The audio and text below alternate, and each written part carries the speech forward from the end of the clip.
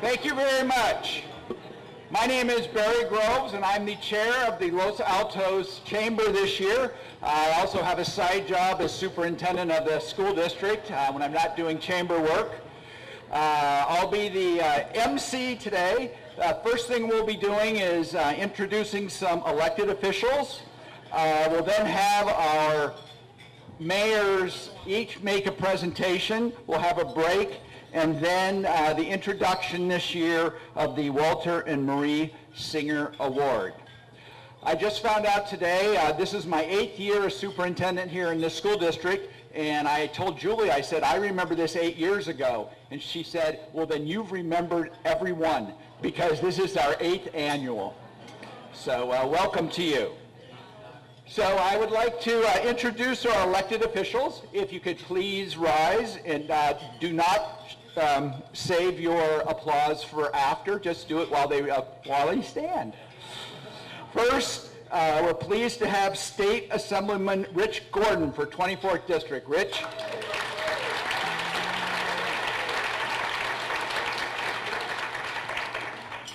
Lisa Change, who is here representing 13th District State Senator Jerry Hill. Lisa.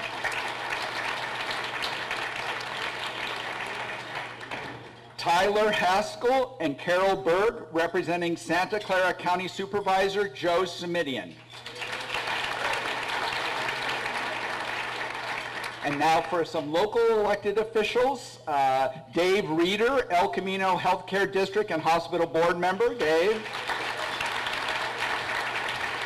John Zoglin, El Camino Healthcare District and Hospital Board Member. The Mayor of Los Altos Hills, John Radford. Los Altos Hills Vice Mayor, Courtney Corrigan.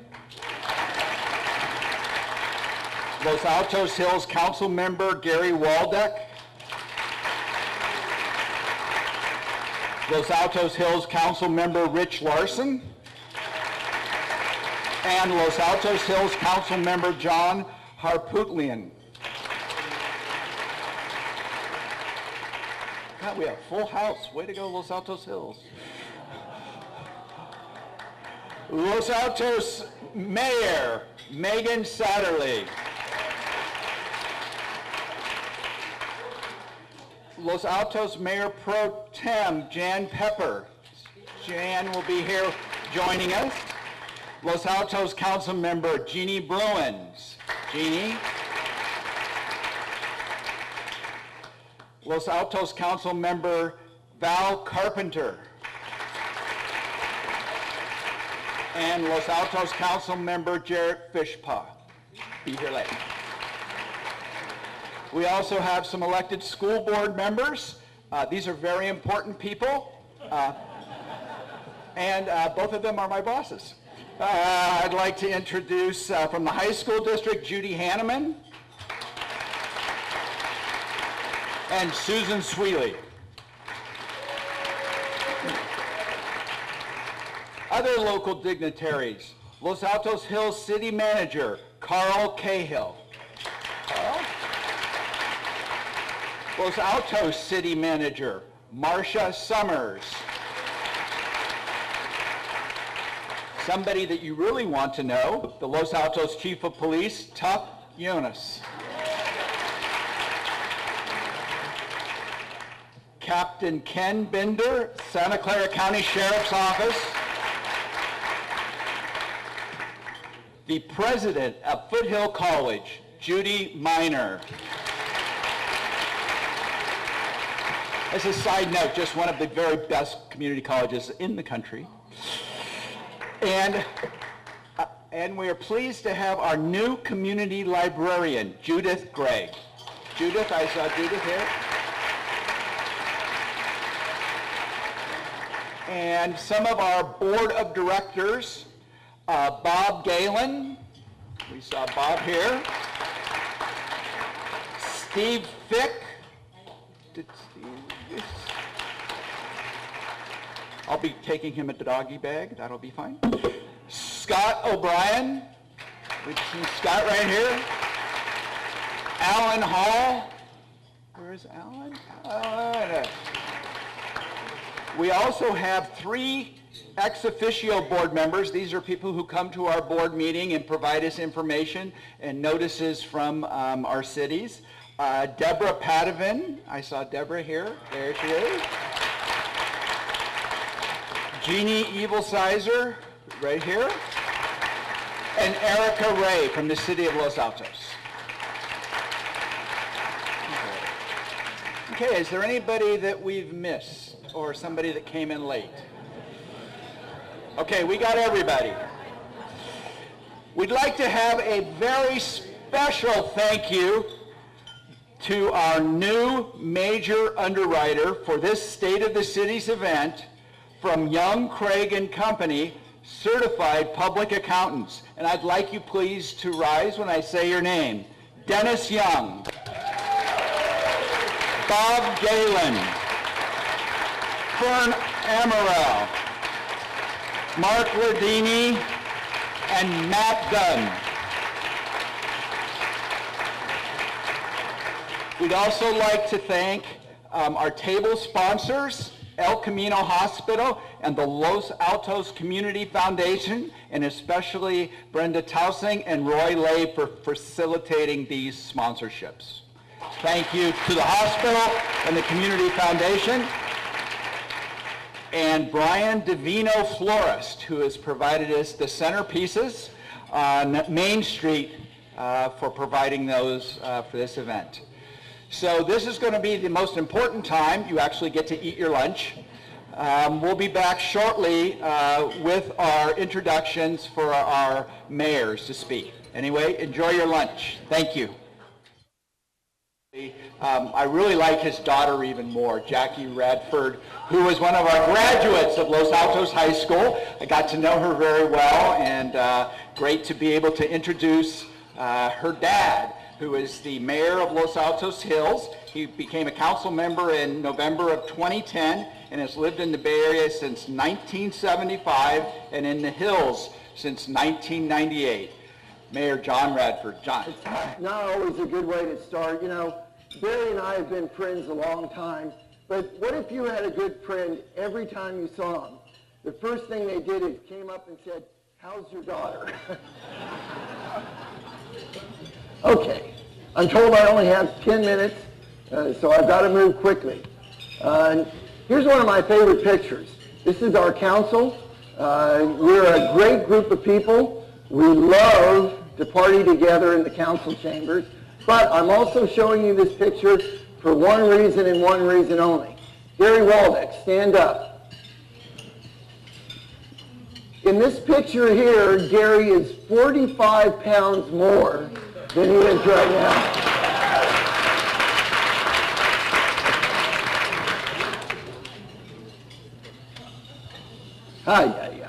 It's embarrassing. Okay. I want to talk about investment in our community, our great community here. The first thing is our West Wind barn. You know, only one other town in California has to try to manage a barn. And I will admit Los Altos Hills did not do a very good job of that. And so this year we finally went to a concessionaire model, and on February 1st we signed a new agreement with Tory Dye, and we are now running our barn at hopefully a level that can be sustained in terms of not only having some subsidies but eliminating some of the issues we had. She started immediately February 1st, and right after that we invested in our lower arena over $100,000 to bring the lower arena up to speed. You know, I love this. There's two things Los Altos Hills will always do. One, they will allow us to cut some ribbon somewhere. And then two, they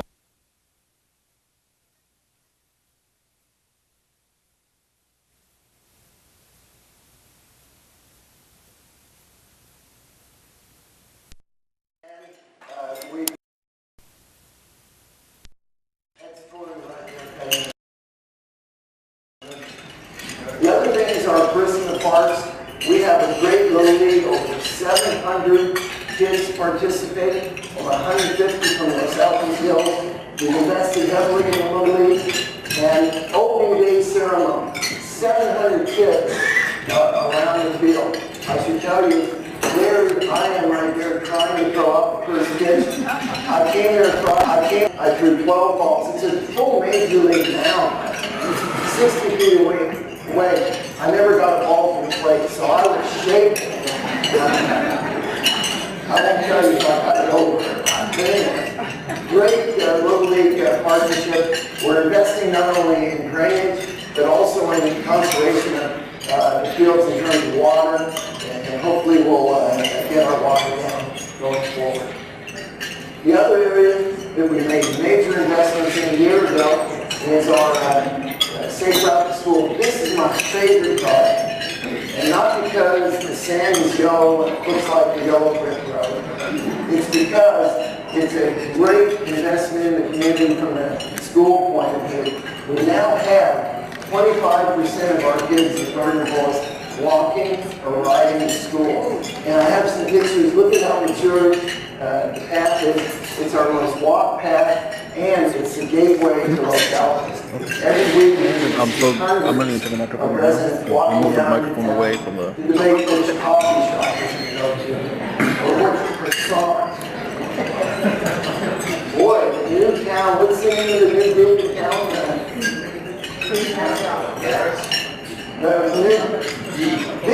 Yes, very nice. The pot is not on fire. And you know, another thing, our council, we give away a lot of money.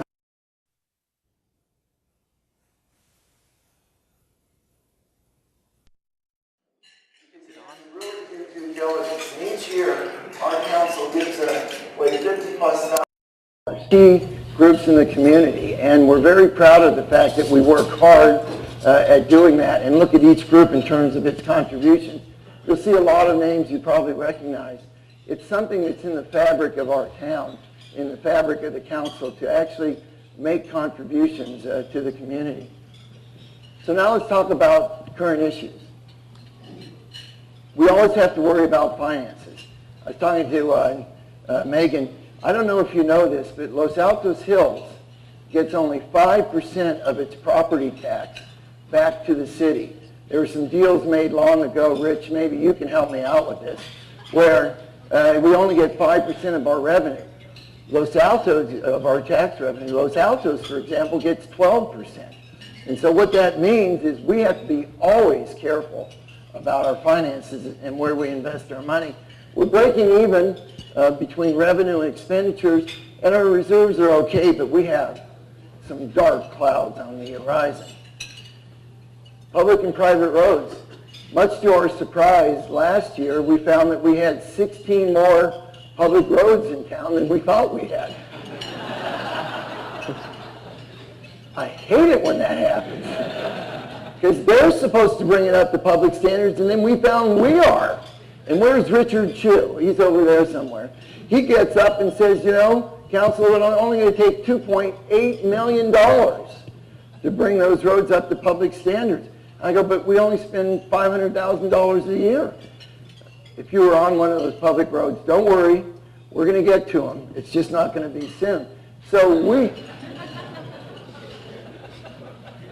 I'm kidding.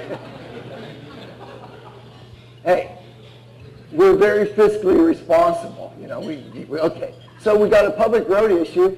We have tried to help residents by modeling an agreement where they can take to their neighbors to agree on how to work the private roads. But bottom line is, our council is going to have to start making major investments in infrastructure over the next couple of years. The other issue that we've had last year is, and Los Altos had this too in 2000, Sheriff Bender's here, 2013 we had 40 burglaries in Los Altos Hills. Now the good news is we caught 18 of them, thank you very much. But it was kind of a shock to the system because we're not only one of the safest cities in California, we also, because of the great deal that we work with the county sheriff, we have one of the lowest costs to provide that safety. So we had an issue where, my gosh, it jumped up. We're only at 11 this year, so Los Altos Hills residents, it's going down the right way, and we actually had a very popular crime prevention center. But the burglaries have been an issue for this town. The other thing was, in one night at a council meeting, we were presented with a petition with 500 signatures on it. Caltrans tried to sneak in, putting signals at 280 in Page Mill to pull all the traffic off of Page Mill. The problem was it was just all going to go on. Off of 280, all of it was just going to go on to Page Mill. We had a couple meetings with the county. They have now to agree that they're going to work a collaborative process between the county, Los Altos, Palo Alto, Stanford, to try to come up with a systemic answer to how do we get traffic off of 280 down Page Mill. And it's going to take a while to do. I announced that we had reached this agreement in the last council meeting. Some people said, you haven't solved the problem yet, John. I know we haven't, but at least we're working on it. And then there's one, in council, I have to tell you, you probably don't even know this, because this is what you might refer to as the mayor's pet project, a community dog park. You all got that right, pet project, okay. And if you look up in the left-hand corner, I'm showcasing two of the members of my family. Right up there are Eddie and Maggie. They're two English Springer Spaniel brother and sisters that are looking forward to playing in this community park. We've identified an area. We're costing it out, and council, it's going to come to you in the next meeting because we have a lot of residents that like to have their dogs walk off leash. Well, that sometimes doesn't work. So we're thinking a community dog park, a great idea moving forward. And I'm sorry to get ahead of you, council, but we'll talk about that some more. What is everybody laughing about? Okay. Okay. Aren't my two puppies cute up in the corner? Okay. Some closing thoughts. And now I am going to get a little serious. In November 2014, there's going to be a $150 million bond measure that potentially is brought by the Los Altos School District. It's going to require the community to come together. If you're a Los Altos Hills resident, you may know or may not know, but the Education Committee produced these numbers for us. Los Altos Hills gives the Los Altos School District almost $30,000 for every kid they educate. And so it's a big issue for us when people are asking us for even more money. And what I'm going to suggest, and it hasn't happened yet, even despite, for example, Gary Waldeck trying to facilitate long-term meetings, the school district and BCS have not come together on a plan to eliminate the 10-year dispute, eliminate the legal fees, yet they are asking us to sign up for a $150 million bond. And so I'm going to encourage both towns and all of you out there to ask those two groups to come to us, not with just a bond measure, but come to us with a solution to the problem that this community has been dealing with over the last 10 years. I don't care which side you are on the battle or if you don't even care, but $150 million is a lot of money. And if it doesn't solve the problem that we've had in our community for the last 10 years, I can't possibly imagine why we would do it. Another interesting issue that I hope we can solve, between our two cities, we have an incredible community. And we don't have much as it relates to a community center or something for the seniors or even a pool to swim at. The problem is we can't get anybody to agree what they want, and there's so many different groups trying to decide what we should do that it's almost dragged it into a point where no one really can figure it out. So I really would like to see us, between our two communities, come together and make some commitment to invest in a community center. And then the third thing is we have a wealth of volunteers, very talented. In the Hills, we've got 16 different committees, and I think our council is going to really be challenged We need to engage them, recognize them, making sure that we're using their talents. Now, these are only my personal opinions. I'm not speaking as a council. I'm speaking as myself. But at the same time, I really think some of these things, especially the top two, deserve all of our support and consideration. And so, I don't know if I've taken 10 minutes or not, but I just want to say one more thing. If you're a Los Altos Hills resident, we have the picnic on Sunday. It's one of our most famous events. Courtney, Courtney doesn't know this, but she has agreed to be in the dunk tank.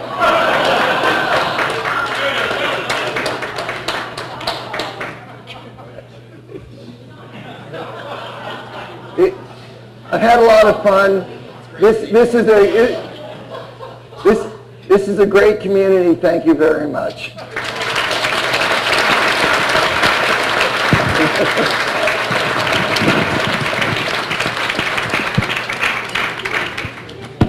Yes, thank you, John. Just for the record, on that picnic, I will not be in the dunk tank any other time, but please come for me. I will maybe be there just for you.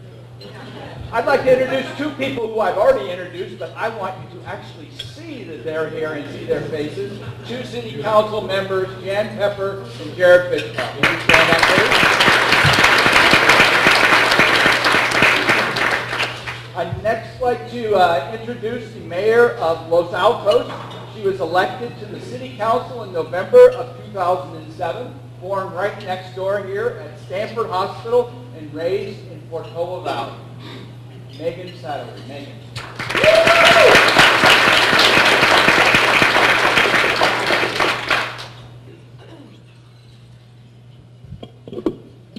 Okay.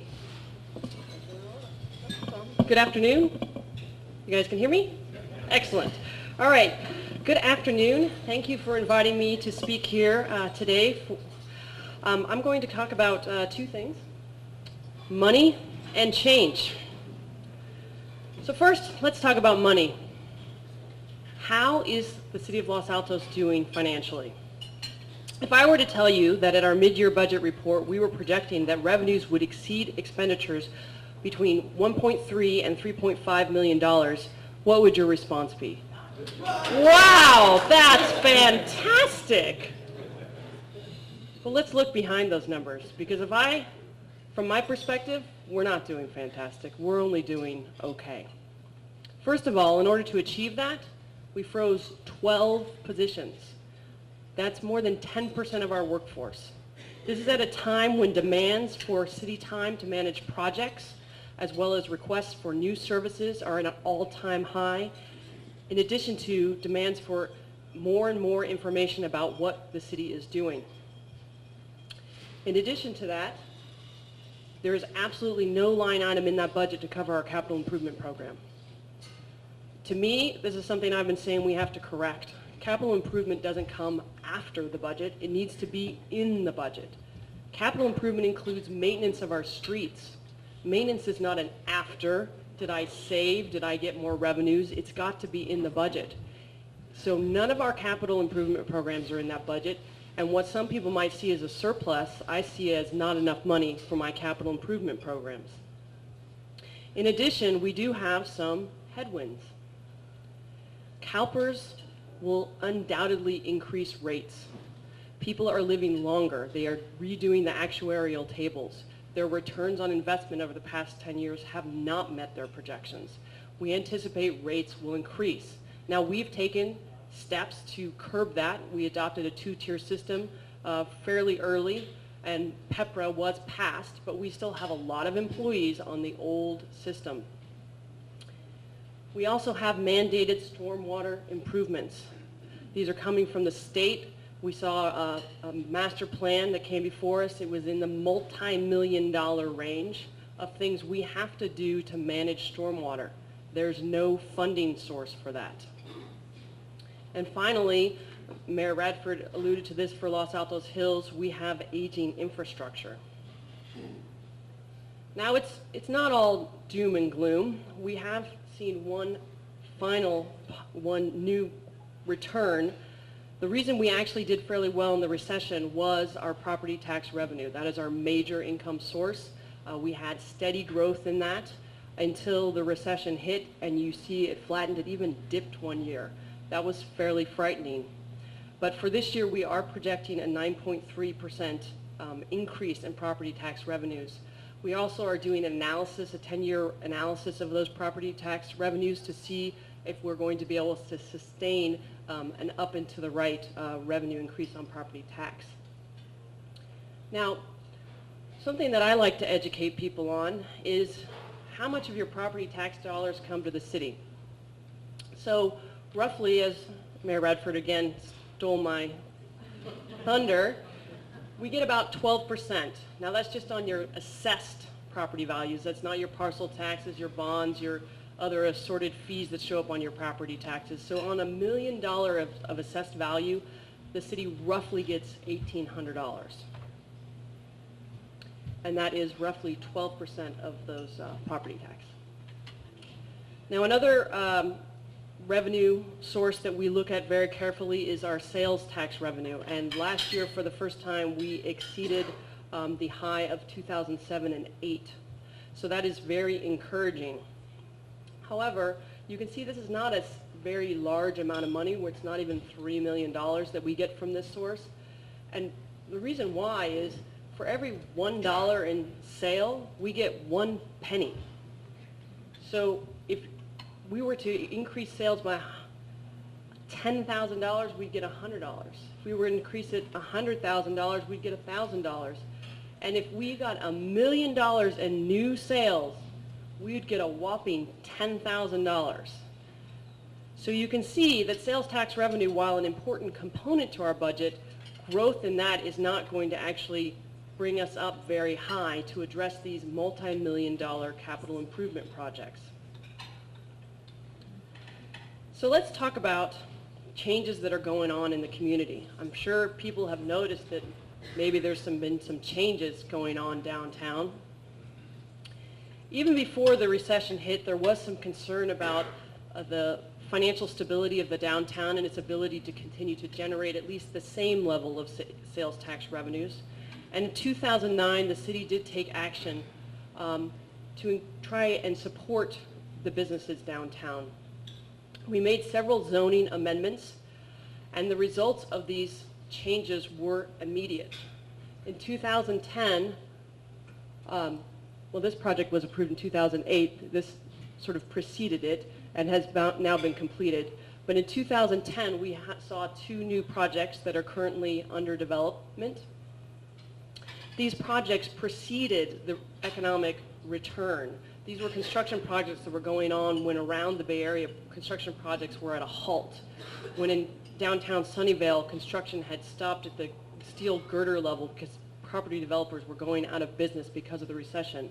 But because of our zoning changes and the demand for changes in downtown, we were able to have some improvements and changes. 2011, we approved another project. 2012, we approved 2 more projects. Last year, we saw 1 project that hasn't started, though I think the construction fencing is now up, and then we just approved another project. Now, all of these changes have not been embraced as wonderful and great. There have been some comments about maybe they didn't like the color or the setback or the height or the whatever. And this is a good conversation to have.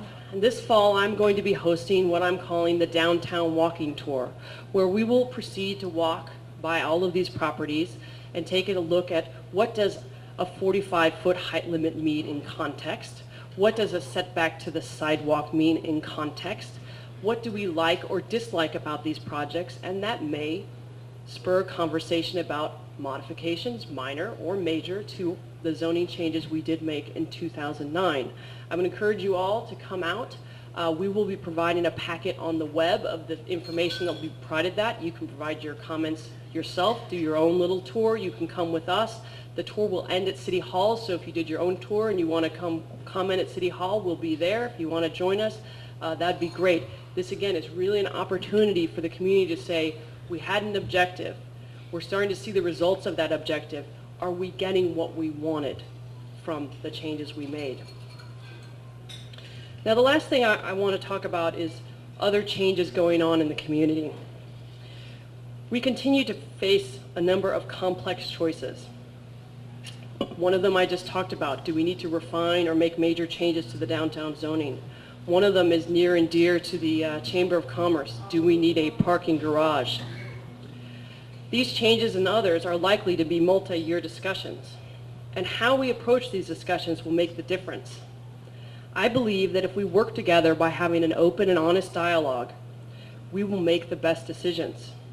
But in order to do that, we all have to understand that reasonable people can disagree.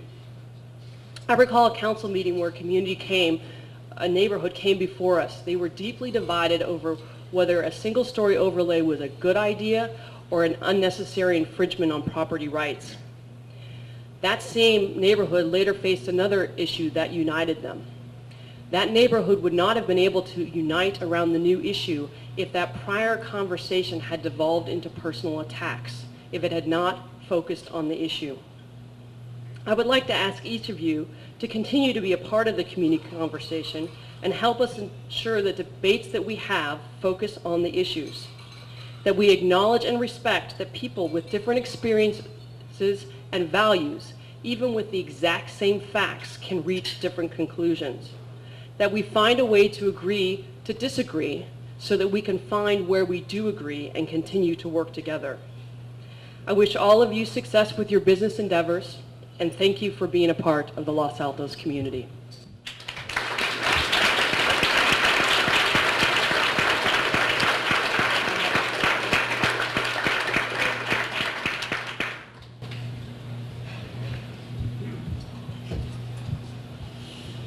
Thank you, Megan, Mayor Satterley for your presentation, and Mayor Radford for yours. The next part of the agenda is we're going to be announcing the Walter and Maureen Singer Award. I would bring to your attention this thing, that the little handout that's on your tables, and on the back side there is a list of the past recipients. Many are here today.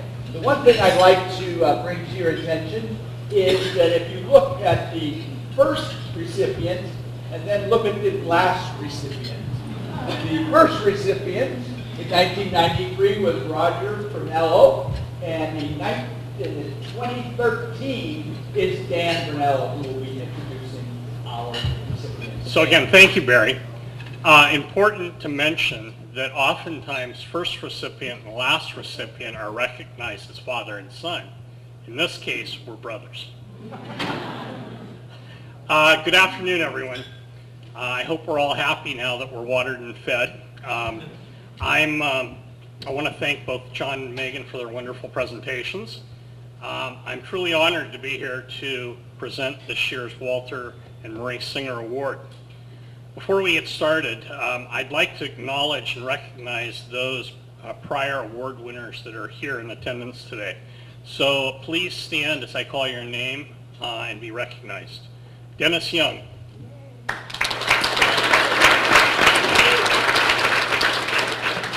Roy Lave. Not here, okay. Mel Kahn. Jean Newton Fragulia. Sam Harding. Steve Shepard. Ron Labitich. And Cameron Knight Desmond. As Barry mentioned, you can refer to the back of your programs and you can see the complete list of prior recipients. I'd like to take a minute to talk about Walter and Maureen. Let me start by asking, how many people in attendance today had the pleasure of meeting Walter and Maureen? Please raise your hands.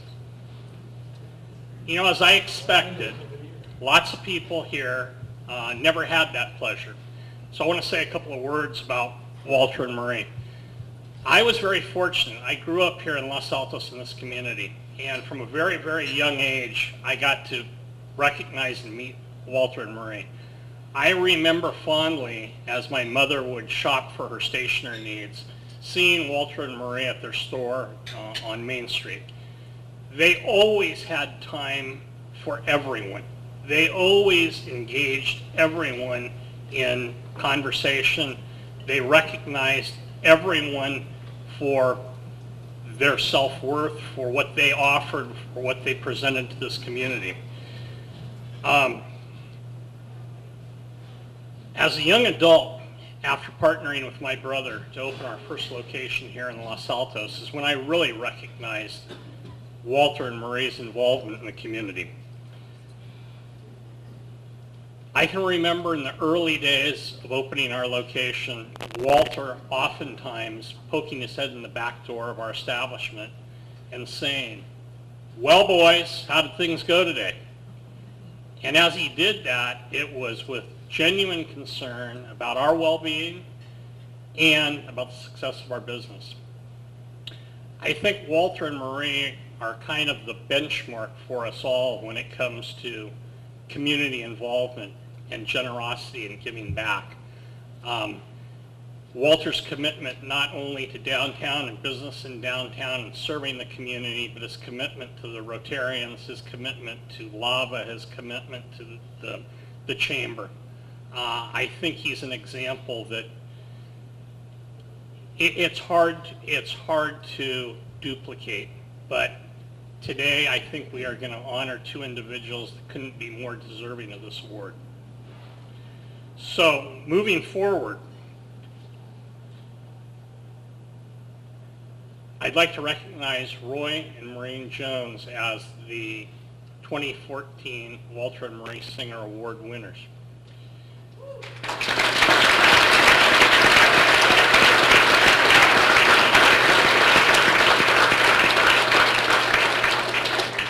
I would be remiss not to recognize that this is the first time this award has been awarded to a couple. It's always been individuals, but this couldn't be more appropriate. A little background on Roy and Maureen.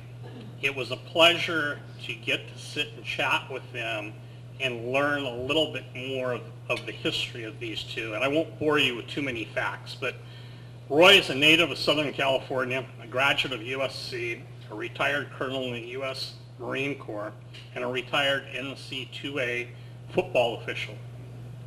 Maureen, a native of Great Britain, has 5 degrees in travel, specialist of 39 countries, and has traveled to over 100 foreign countries. Maureen has earned numerous travel awards, far too many for us to list today, but some prestigious awards that she should be very proud of. Roy and Maureen Jones have been residents here in Los Altos for over 45 years. Maureen bought All Horizons Travel in 1989 and added several other agencies in 95. In 2001, her company left Rancho Shopping Center and moved to offices at 160 Main Street.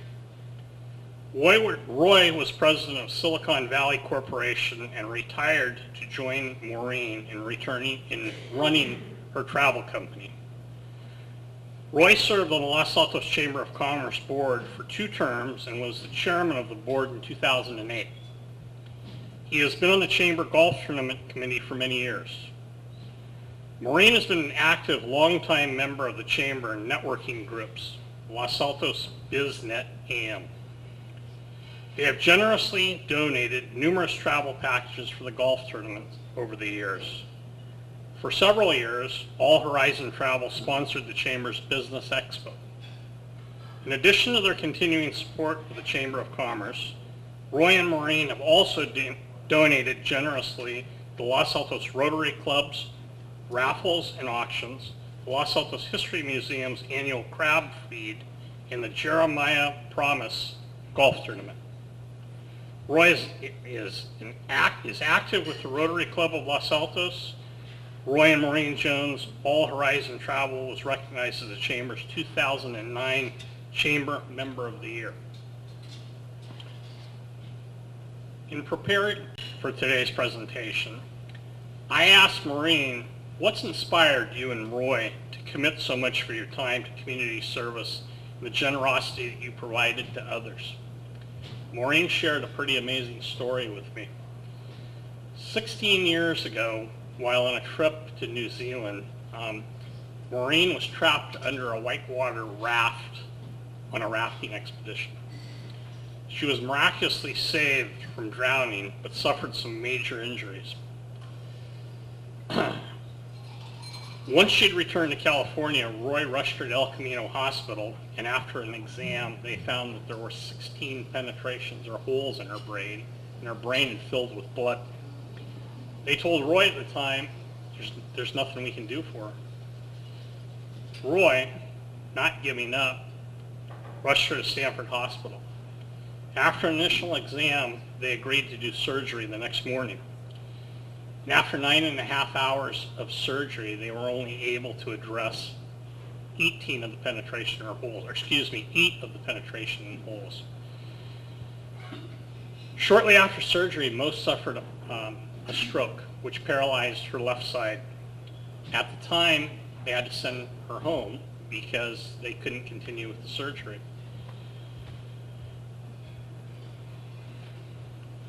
After being sent home, Maureen was sitting in her room one day, and she said she saw a room full of angels appear to her. Right away, she became extremely frightened. She told the angels, "It's not my time. Please don't take me." She pleaded to them not to take her. She wasn't ready to go. She shared with them all the good deeds and all the organizations that both she and Roy had been involved with. She pledged to do even more. After many months of suffering with partial vision, difficulties with speech, and paralysis, she finally returned to Stanford to have the procedure completed. With Roy at her side and managing 2 companies, they survived the ordeal. Maureen continues to suffer from long-term memory loss and no feeling in her lips. She often mixes her words, but is thankful the angels granted her wish. Mo said she believes that this award is a sign from God, telling her and Roy that he approves of what they're doing and the way they're going back and helping others. Roy and Maureen, please come up and join me.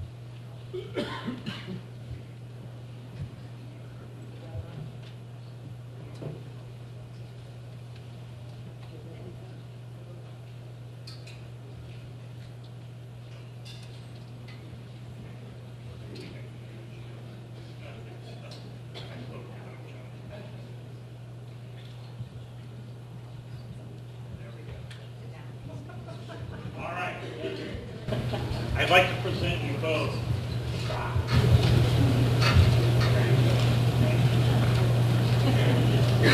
So don't go anywhere.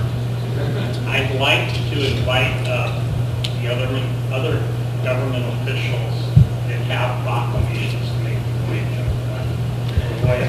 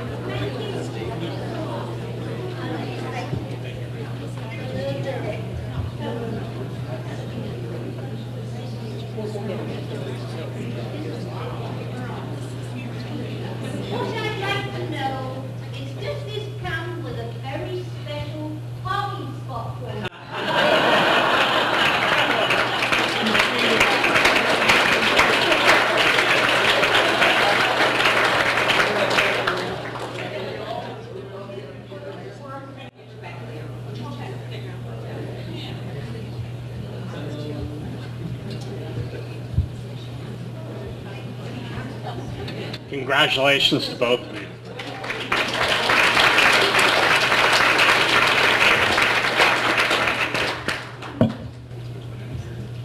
General Jones just gives orders, and I'm the first lieutenant, and I do the work. All we'd like to say is it's a real honor to be chosen by so many of our distinguished peers in the community. We love living here, and thank you so much for making us feel special.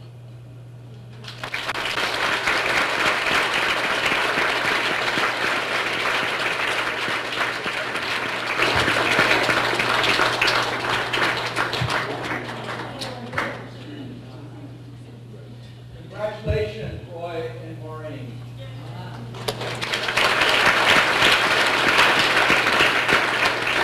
I'd also really like to thank Dan. Dan, you did a great presentation on the singer. Heartwarming story. Thank you very much for that. Also, for those of you who'd like to relive this event, you'll see on the back KMVT will be airing this at a date to be named later.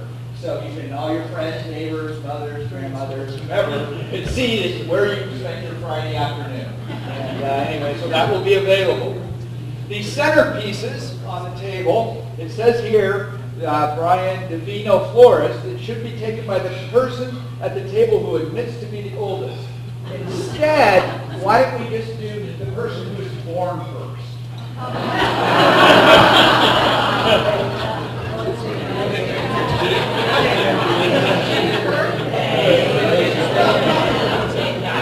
Or you can arm wrestle, whatever. A special thank you to the staff of Fremont Hills, especially to John Molina. Thank you to the wonderful meal and the staff. Although just to put this in the script, I'd really also like to thank the two people who really spent so much time putting this together, and that's Gail Carter and Julie Rose.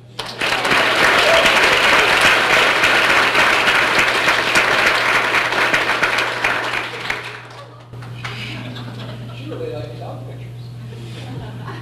Thank you to the two mayors, outstanding presentations. Thank you to the El Camino Hospital and the Los Altos Community Foundation for their table sponsorships, and a very, very special thank you to Young, Craig and Company for underwriting today's event. That's the end of our program. Have a great weekend, and do not forget the dunk tank tomorrow.